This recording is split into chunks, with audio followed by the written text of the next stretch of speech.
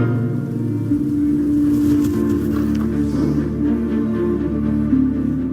your side, it's how one of the UK's biggest banks, Lloyds, says it treats its customers. They told me, we're going to send you to our support unit in Bristol, which is where we send struggling businesses to recover. But for years, some Lloyds business customers have complained its offers of help weren't genuine. Was there a plan to steal my business behind my back? Yes or no?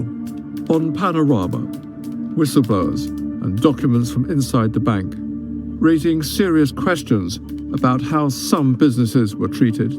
We're 10, 15 years on from this, and it's still disappointing to read just how blunt, blatant it was. We also reveal when complaints were made to the police, they shared confidential information with the bank. There was an active back channel. We now know that they had regular telephone contact. And we investigate claims businesses were failed by Lloyds Bank.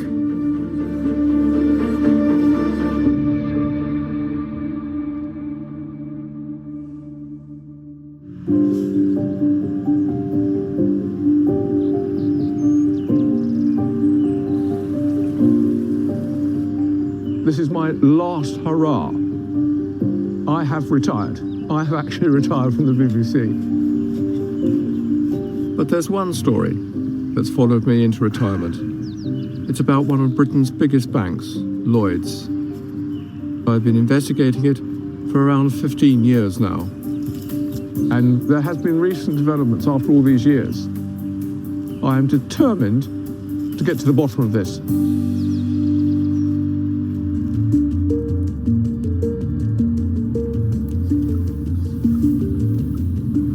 Welcome to Cardiff. This is my home city. And this is the place where I had my buy-to-let business, and we did really, really well. 20 years ago, Kashif Shabir was a successful property developer.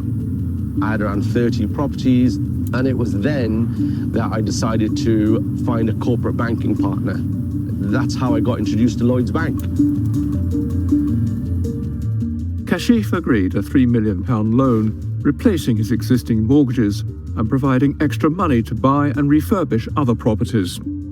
I only went with Lloyds because they offered me the best terms. They liked you, you liked them, they were offering you a good deal, and then something happened. That something was the 2008 financial crash. Stock markets have plummeted today after fresh concerns about Britain's once proud banking sector forced cap in hand to government.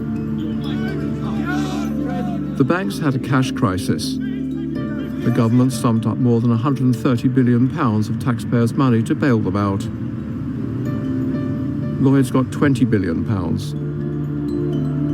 The action we are taking is unprecedented, but essential for all of us. It's something that matters for every family and business in Britain. One condition of the bailout was to protect lending to small and medium-sized businesses, the SMEs. I think that was a really key moment for the Prime Minister, Gordon Brown, at the time. But sadly, banks didn't make good on their side of the deal. And there was frankly too little regulation and too little protection in place for those small businesses. And lots of small businesses that had borrowed from their bank suddenly find themselves in great financial difficulty. And often the bank simply didn't want to work with them anymore. They didn't want them as a customer. With little to protect them, for some Lloyds customers, things seemed to change overnight. How did that affect your business? Well, that completely affected our business because Lloyds said all bets were off. Kashif had received 2.5 of the £3 million loan he'd agreed with Lloyds. The money was secured against his property portfolio. We did a large deal. It was to be done in phases. There was a purchase of a portfolio, there was the moving of my existing assets, and then finally there was the moving of the last 3 assets to complete the deal.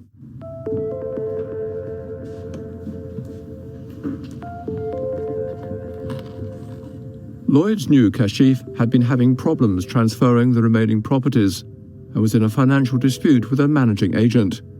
But now it refused to hand over the final $500,000. It caused him cash flow problems. And that's when the nightmare began. Lloyds Bank's liquidity problems became my problems. James Ducker worked for Lloyds in 2009, selling financial products to businesses. As of the crash, the approach to lending became do not lend. Beyond that, get as much money back that we've lent as possible. We call in those loans in any way we can, which eventually pushes customers into insolvency and bankruptcy. The remit came down from up on high that we should examine all contracts for any breaches. And we mean any breaches. The worst that I heard of was timing of sending financial information to the bank. It will usually be within 30 days. If you gave it to us 31 days, that's a breach.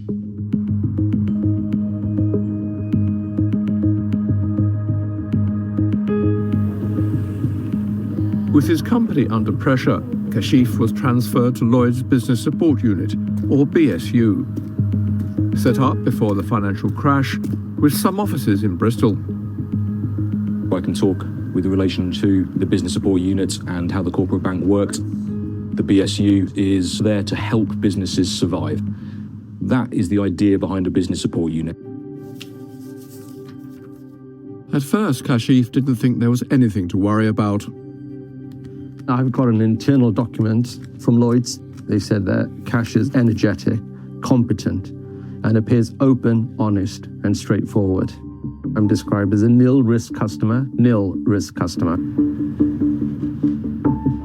Kashif was trying to sell some of his properties to free up some cash, but the property market in Wales had slumped.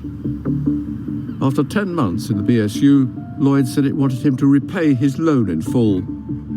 And it was the bank's decision then to wholesale get rid of all of them. And they fire-saled all of our assets.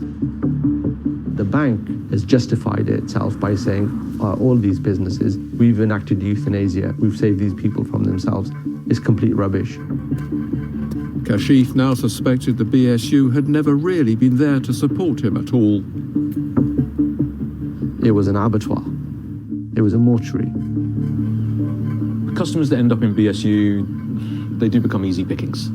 Historically, going into the BSU used to be actual support.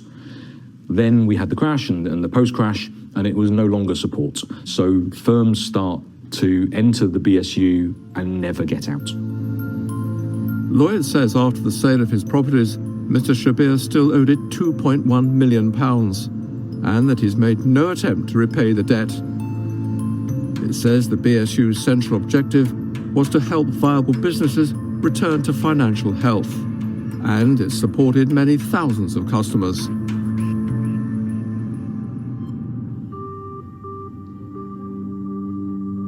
By 2009, Lloyds said publicly it wanted to get £200 billion in lending off its books over 5 years. Panorama has seen documents from a Lloyds insider who doesn't want to appear on camera. Dated from 2010, they've raised serious questions about what was going on inside the bank. We showed them to James Ducker. Oh, okay. Lovely, thank you. These are Lloyds documents. There's no reason to think that these wouldn't be genuine, absolutely. One of the documents comes from a department lending to private equity ventures. It provides an insight into how the bank viewed its customers in the aftermath of the crash. Customers it wanted to keep were described as core. They were purchasing a broad range of financial products from Lloyds. In other words, making money for the bank. The remainder were described as non-core. It states move remainder to BSU status, business support status, where they're not really going to support, or exit. It's kind of the same thing. The banks are there to make money. They're a private enterprise. There is no doubt when you're working for a bank that you are there to profit maximize. The documents refer to big-ticket clients borrowing many millions. James Ducker says the bank treated smaller businesses in a similar way. SMEs were not seen as important during and post-crash. They were never going to generate enough money. Large corporate was the focus. We're 10, 15 years on from this, and it's still disappointing to read just how blunt, blatant it was. Lloyds says non-core was a classification used by the group to identify business lines that were no longer part of the group's strategy following the financial crisis.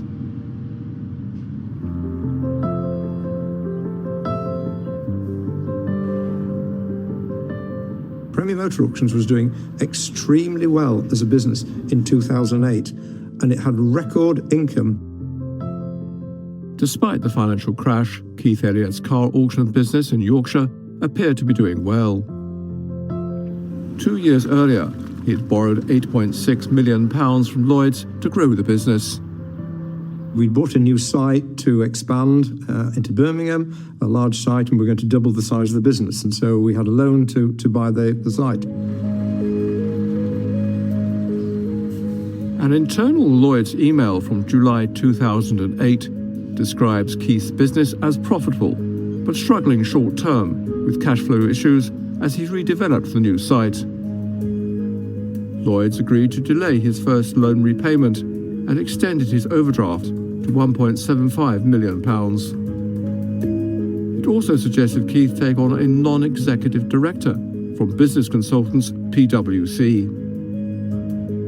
Keith agreed and was told the initial consultation would be free.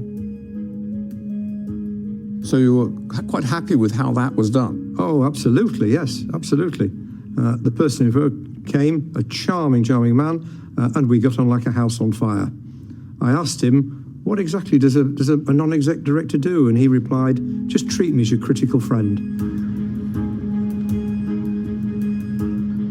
Although not appointed as a non-exec, his critical friend advised him to reorganise the finances and apply for a further £2 million overdraft. And within a week, his critical friend had also introduced him to the business support unit. I remember being moved into BSU. Of course, I didn't know who these people were. And I remember the first meeting I had with the BSU director and him saying to me, you've been with us a long time and we want to help you. And I remember writing down saying, repeat, we do want to help you. Unknown to Keith, PwC had been advising Lloyds to sell the business. In August, a partner at the firm emailed Lloyds BSU, looks like an accelerated sale with a big success fee / warrant for the bank to reflect the equity risk you're taking. Keith didn't want to sell the business or let Lloyds take a stake. By December, the bank called in its loans and Keith's business collapsed, with PwC paid to oversee the breakup. The fact of the matter here, was there a plan to steal my business behind my back? Yes or no? That's it. That's all we need to know.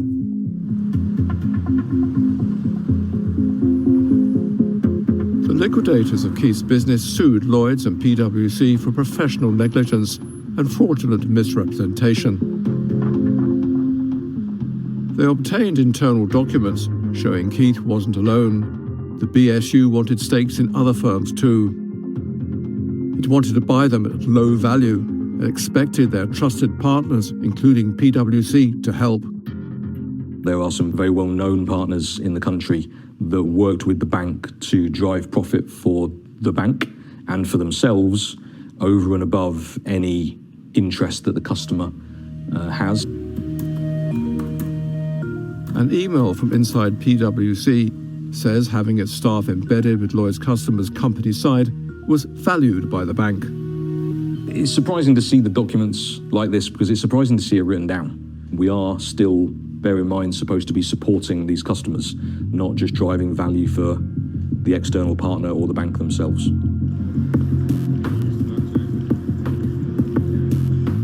Keith now suspects his critical friend didn't have his best interests at heart.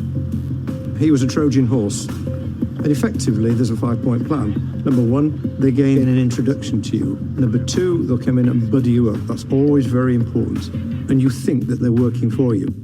Number three, they will restructure the borrowings Number 4, they've now got control. Number 5, bingo, they can do what they want. I mean, this is extremely serious business, is this? Lloyds says there was nothing deceitful or untoward in the introduction of PwC. That consultants it worked with were governed by their own professional standards and had a proven track record of saving and developing businesses.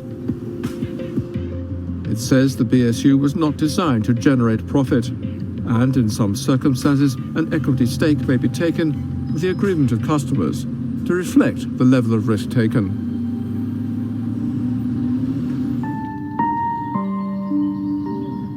Keith's business was broken up. Lloyds took a 15% stake in his Leeds auction house. It had been valued just months before at nearly £13 million, but was sold for just over 4. And of course, as time has gone on, to find out what was actually going on behind the scenes has become even worse. Incredibly annoyed. Lloyds says the insolvency resulted in it losing £5.5 million and says Keith's personal spending was draining the company of money. Keith says Lloyds described his company as robust, and it's wrong to blame its failure on his spending.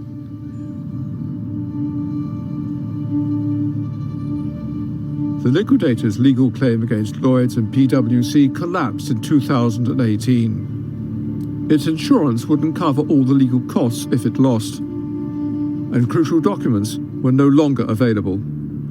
The liquidator, after he'd withdrawn the case, reported that, unfortunately, both defendants had destroyed an awful lot of documents. PwC had managed to destroy emails, even though they were given a do not destroy notice.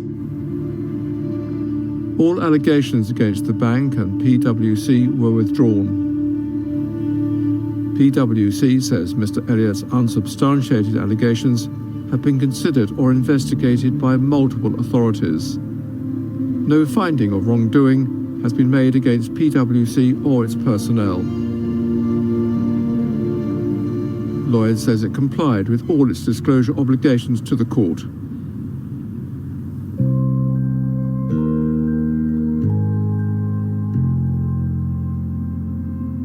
A consultant from another of the bank's trusted partners, not PwC, who worked with BSU customers, has agreed to speak to me.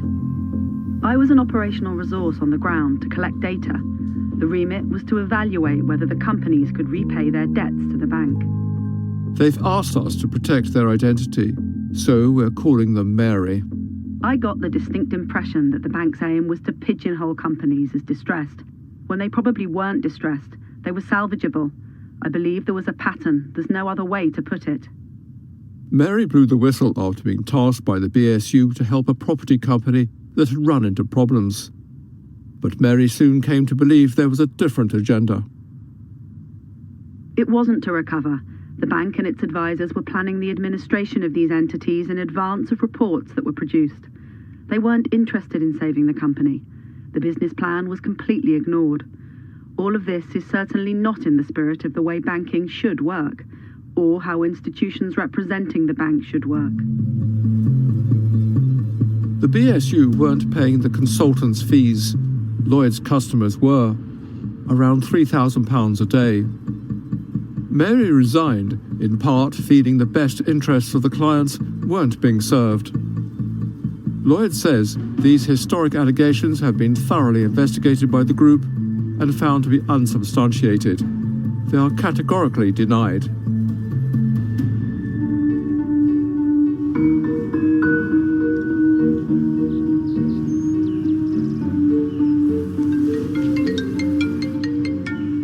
Hello, Steve Brodie.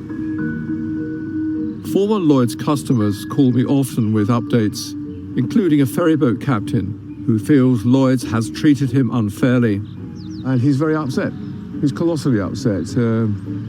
His whole lifestyle of taking people for trips on the River Severn, he can't do that anymore.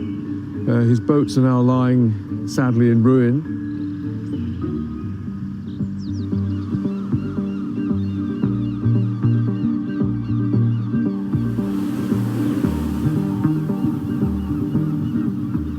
life, all my life. And I started doing boat trips here in 1981 with my own vessels, but I've been down here since I was a kid in the 60s.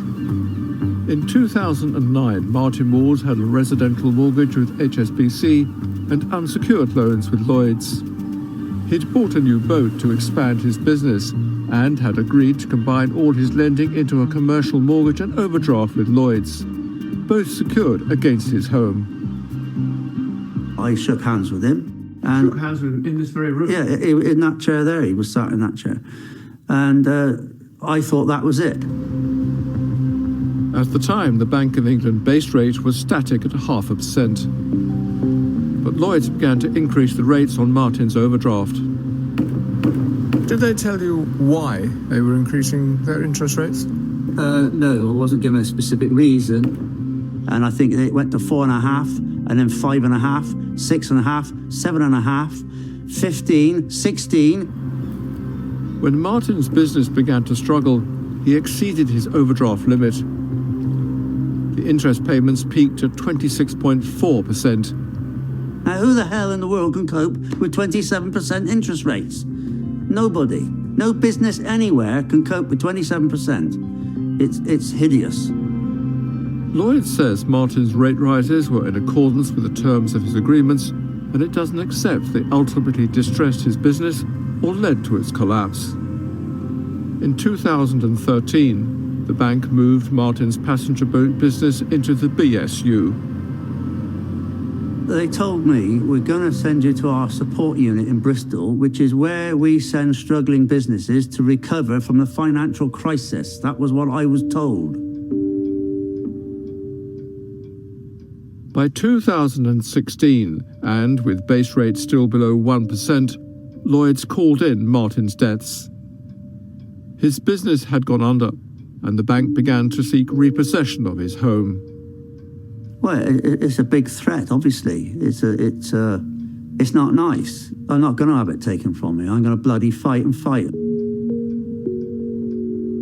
Martin's been fighting the repossession in court, arguing the impact of securing the borrowing against his home wasn't properly explained to him. Lloyds says Martin's home was used as security because he rented part of it out and lived in less than 40% of it.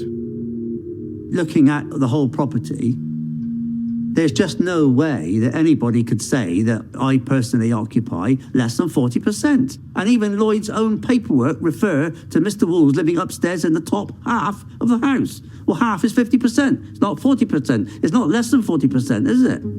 Which is what they've been arguing in court. Lloyds says its figure of 40% was based on visits by 2 members of staff and a report which said there were small rental flats on the ground floor.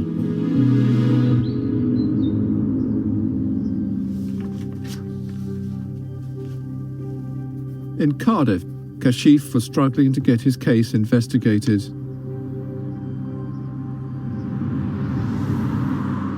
In 2019, he submitted a 40-page bundle of documents to police.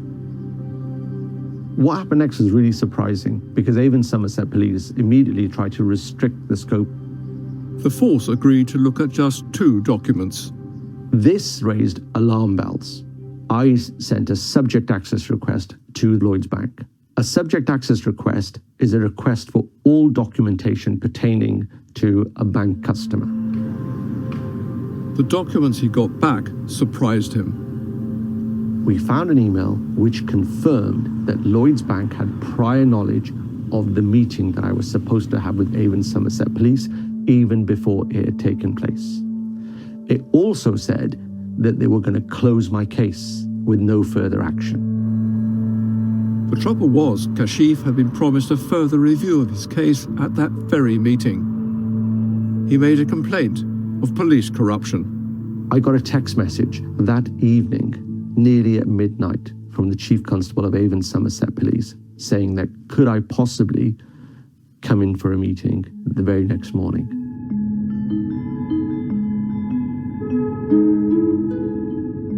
Kashif was told by the Chief Constable the force had referred itself to the Independent Office for Police Conduct, the IOPC. The watchdog found undocumented contact between Lloyds and the police, including calls and emails which it says were not recoverable. There was an active back channel between Adrian White, the Chief Operating Officer, and Dr. Kirsty Cogram, who was the head of complex crime. We now know that they had regular telephone contact. The IOPC upheld part of Kashif's complaint.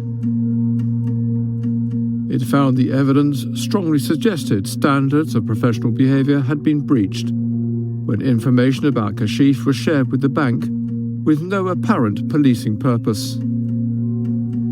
And as a result, there had been a significant loss of trust between Kashif and the police.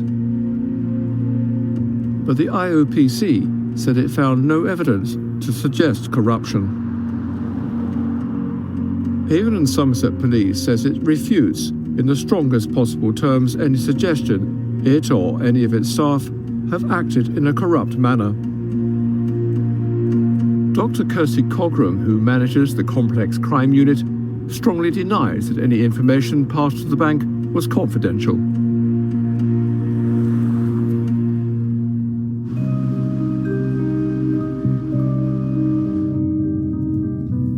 As I've been making this film, there's been a development in Martin's case. I've had another call from Martin, and the threat of losing his home is hanging over him. So I'm going down to see exactly what's going on. Martin's been told there'll be another legal hearing in July as the bank continues its attempts to repossess his home. I've done nothing wrong here. I've just tried to carry on my local boat business, and, I'm one man fighting this enormous machine. I'm 62 now. I've had enough of it. There's also a huge amount of frustration because it's taken out 15 years of my life. Lloyd says repossession is always a last resort, but it's required in the interests of depositors and shareholders to protect its security when loans are defaulted upon. It says numerous inquiries into Martin's case have found no evidence of wrongdoing.